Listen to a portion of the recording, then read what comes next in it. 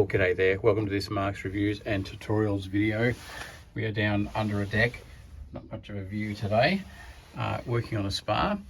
We've got here, see the plumbing for this spa, this is actually a 50mm flexible pipe which comes off the top of a motor, goes to a T up there and then comes back this way.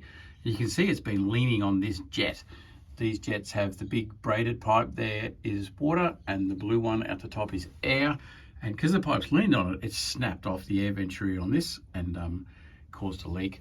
And it's all because this pipe's sitting too close. Now, two things. Obviously, I can't actually replace the jet until I get this out of the way. So what I'm going to do, I've cut the pipe through. I'm going to move this back and we're actually going to stand it up and put an elbow on it and then put a joiner in so it comes across here. So this will be right back out of the way of the new jet when we put it in. It'll give us room to repair the jet. We've got to pull this one out, get a new body and put the rear body in. And then when we put this back together, we'll stand it up off the jet so it's not putting pressure back on here again. You see the customers clamped off the line here and there's the fitting off the top of the jet where it snapped off. So we'll get into it. I'll show you as we go along, but we'll get that up out of the way, get the jet out, replace the jet and put it all back together. Okay, so we're up top now, looking down. We've taken the jet face off, and this is what's left of the pump, the body. Always take the jet face out first when you're replacing a jet, because they've got a little bit that sticks through. So if you go and chop off the back, like I've done here, you'll actually chop off a bit of the jet face. So jet face off first, and then I've cut that off. I've taken the ring off. It's often encased in silicone. So again, sometimes you just got to cut it down and pry it open. That's what I did with this one. Just put a slit cut in it and then get a screwdriver and wedge the actual threaded lock nut open. Then you can push that out. Next stage, clean up the hole, get all the silicone off, get it all ready for the new fitting to go in. We're going to silicone all the surfaces, go in, we'll do underneath at the back as well. Get all the old silicone off, get it ready for a seal. Put the new jet body in, then we can start to put things together. So here's the new jet body. You can see here the air venturi line, that's what snapped off on the old one. The water line goes here.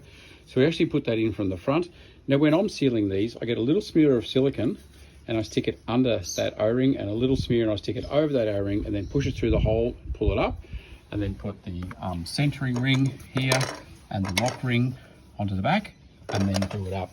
I do put silicone on the inside because I think it just gives you a much better seal, and it's a really big problem if these don't seal when you put them in. If you've got some sort of scratch or crack or imperfection, the silicone really helps to take all that up. So we'll put that silicone on and then that goes in like that. There we go.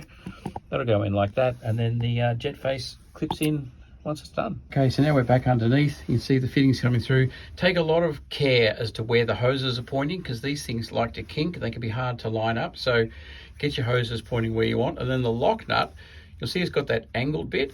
That goes into that self-centering nut. The old one's still there. It's all clean. It's fine. So we're going to screw this on. And so the hex bit is out this way. So there you go. She's all done. I had to put little bits of joiners on just to make sure the pipes are all nice and relaxed, because these pipes do shrink, so you don't do them on tight because they're going to cause fittings to snap. And have a look here, you'll see where I've pushed the pipe right back just by putting in that 45 degree and the 50mm joiner that pushed the pipe right back, so it's never going to relax down and get in the way again. Good job.